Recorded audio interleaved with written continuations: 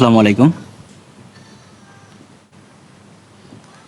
আজকে ডিগ্রি তৃতীয় বর্ষের হিসাব বিজ্ঞান পঞ্চম পত্র এই সাবজেক্টের সাজেশন নিয়ে আলোচনা করব। তোমরা যারা সাবজেক্টগুলোর পিডিএফ ফাইল পেতে চাও তোমরা অবশ্যই হোয়াটসঅ্যাপ নাম্বারে নক দিবে। হোয়াটসঅ্যাপ নাম্বার হচ্ছে 01787702036। এবার দেখো এখানে হচ্ছে তোমাদের যে সাজেশনটা নিয়ে আলোচনা করা হয়েছে, এখানে হচ্ছে তোমার হচ্ছে খ এবং হচ্ছে গ বিভাগের সাজেশন। খ এবং গ বিভাগের সাজেশন। তাহলে ক বিভাগ কোনগুলো পড়বে? ক বিভাগের জন্য তোমাদের যে গাইড কিনেছো সেই গাইডে দেখবে লাস্টে তোমাদের হচ্ছে বোর্ড প্রশ্নগুলো দেওয়া আছে। সেই বোর্ড প্রশ্নগুলো যদি ক বিভাগ পড়ো সেখান থেকে অবশ্যই 100% কমন পাবে। এখানে দেখো খ বিভাগের 1 নম্বরে আছে সাধারণ শেয়ার ও অগ্রাধিকার শেয়ারের মধ্যে পার্থক্য দেখাও। যেগুলো এরকম স্টার চিহ্ন দেওয়া আছে, এরকম স্টার চিহ্ন, সেগুলো তোমরা বেশি করে পড়বে। এরপরে 2 নম্বর হচ্ছে ইজারা চুক্তি কি, ইজারা চুক্তির বৈশিষ্ট্য আলোচনা করো।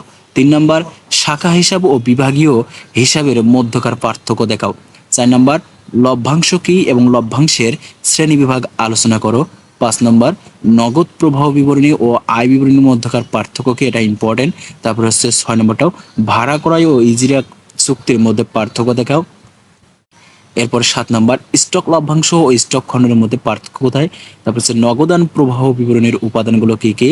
এবার দেখো গ বিভাগের আছে 1 নম্বরে ইজারা কি, ইজারার অর্থনৈতিক সুবিধা আলোচনা করো। খ নম্বরে পরিচালন ইজারা ও আর্থিক ইজারার মধ্যে পার্থক্য দেখাও। এটা স্টেশন দেওয়া আছে, এটা ইম্পর্টেন্ট। তারপর 2 নম্বর অগ্রাধিকার স্টক কি, অগ্রাধিকার স্টকের বৈশিষ্ট্য ব্যাখ্যা করো। খ নম্বর পরিচালন ইজারা ও মূলধনী ইজারার মধ্যে পার্থক্য নির্ণয় করো। 3 নম্বর আর্থিক অবস্থার বিবরণী বলতে কি বুঝো।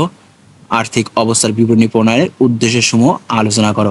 4 নম্বর জীবন বীমা তহবিল কি, বীমা কোম্পানি কর্তৃক রক্ষিত হিসেবে প্রধান বইসমূহ কি কি। তারপরে খ নম্বর জীবন বীমা ও সাধারণ বীমা কোম্পানির রাজস্ব হিসাব এর মধ্যে পার্থক্যসমূহ লিখো। 5 নম্বর বিভাগীয় হিসাব কি, বিভাগীয় হিসাবের গুরুত্ব আলোচনা করো। খ নম্বর শাখার শ্রেণীবিভাগ আলোচনা করো।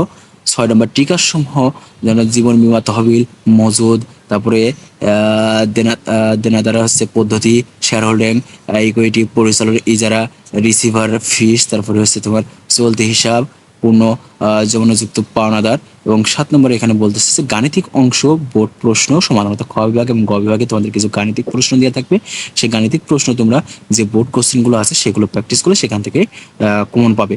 এবং পরবর্তী সাবজেক্টগুলোর সাজেশন পেতে অবশ্যই চ্যানেলটি সাবস্ক্রাইব করে পাশে থেকো। সবাই ভালো থেকো। আল্লাহ হাফেজ।